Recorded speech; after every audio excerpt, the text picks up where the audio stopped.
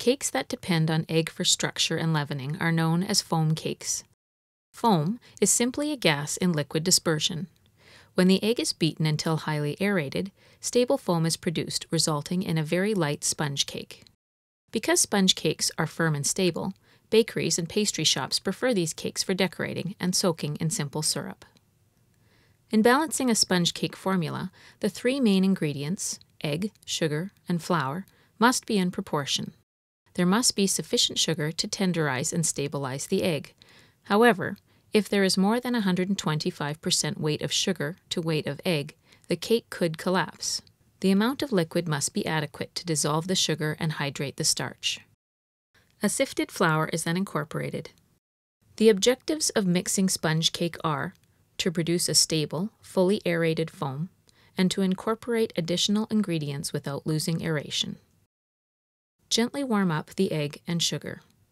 These ingredients will begin to cool during whisking, so they can be heated as high as 40 degrees to start. Whip the egg and sugar to a full sponge. As whole egg is whipped, small air cells form. The fat in the yolk traps this air, and then protein forms a fine, extensible film around each air bubble. The naturally present lecithin works to stabilize this air and fat in a liquid dispersion. As whipping is continued, these air bubbles become finer and multiply.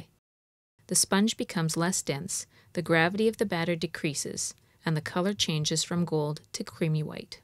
A fully aerated sponge will leave an impression when the whisk is slowly withdrawn. This is known as the ribbon stage.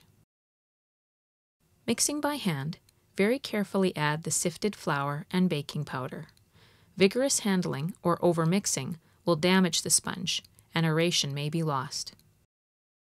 Scale the batter, deposit, and bake immediately. A hot oven is necessary to prevent drying out.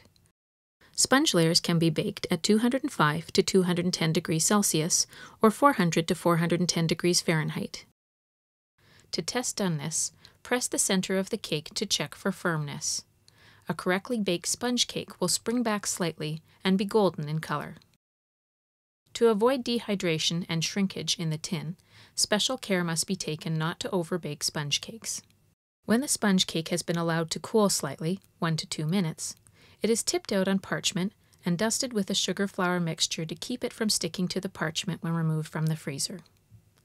A sponge cake should be a light, delicate product with a golden brown crust. The grain is fine and the texture resilient to the touch, yet tender.